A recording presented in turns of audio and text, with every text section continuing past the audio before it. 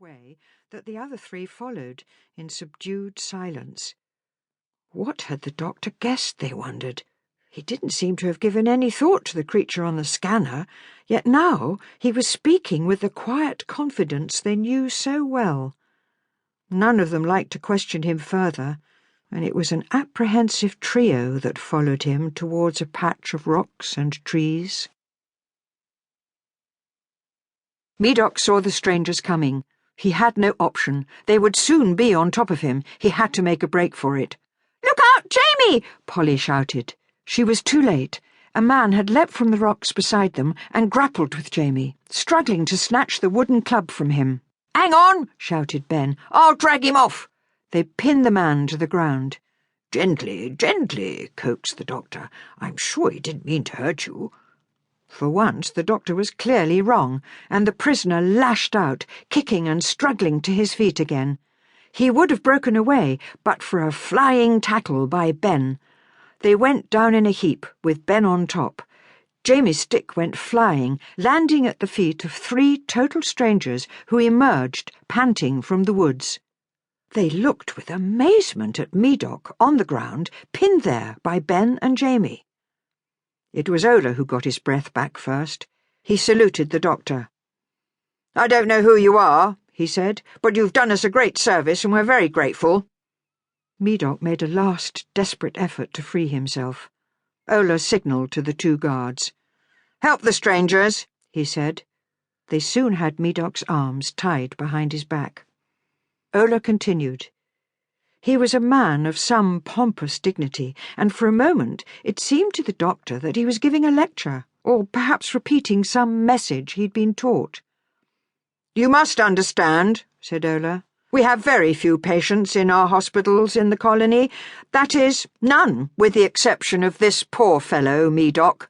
We are doing all we can for him, but he is more dangerous every day. Suffers from delusions, I'm afraid." He frowned and took a sharp look at the doctor and his friends.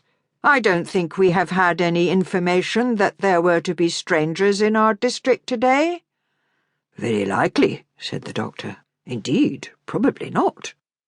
He'd squatted down on the ground and was now scarcely paying any attention to Ola, but appeared to be examining the soil in preoccupied fashion, scraping together a little of the earth and running it through his fingers. A couple of other security guards came hurrying through the wood. Ola called to them. He was scribbling a note on a pocketbook. "Here," he gave the note to the guards. "Hurry back to the colony. Give this to the pilot. He must know at once what has happened." The guards went off at a trot. "The pilot?" questioned Ben. Wasn't that a word the doctor had used before? Ola nodded. "The pilot of our colony. No doubt he will wish to thank you in person." He examined the cord binding Medoc. "Tighter," he ordered. "You don't want him racing off again." Jamie stood by the doctor as he crouched on the ground. "Any point asking?" "Asking where we are," grinned the doctor. Jamie nodded. "Well, by my calculations," said the doctor, "we're certainly in the future, most certainly in your future, and we're on a planet very like the Earth." "How do you know?" Jamie was always sceptical. The doctor winked up at him, still running the soil through his hands. "I don't know," he said, "but I rather like to guess." He smelt the dust in his palm. He said, thoughtfully. "My name is Ola." The man stood before them and gave a brief bow. "I am Chief of Police." "That sounds very important," said Polly. "It is," said Ola. "The responsibility is considerable. We carry out instructions from our control centre. That is our main function, and it works well." He waved his hand airily as he moved off. "You will see. Please follow me." As the doctor passed, they were still tying Medoc up. The doctor leant forward confidentially. "Ah, not too tight," he said softly. "So bad for the blood pressure." He smiled cheerfully and trotted after the others.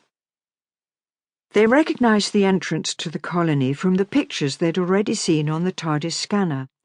The gates were open in welcoming fashion, and a crowd waited to cheer them. As they arrived,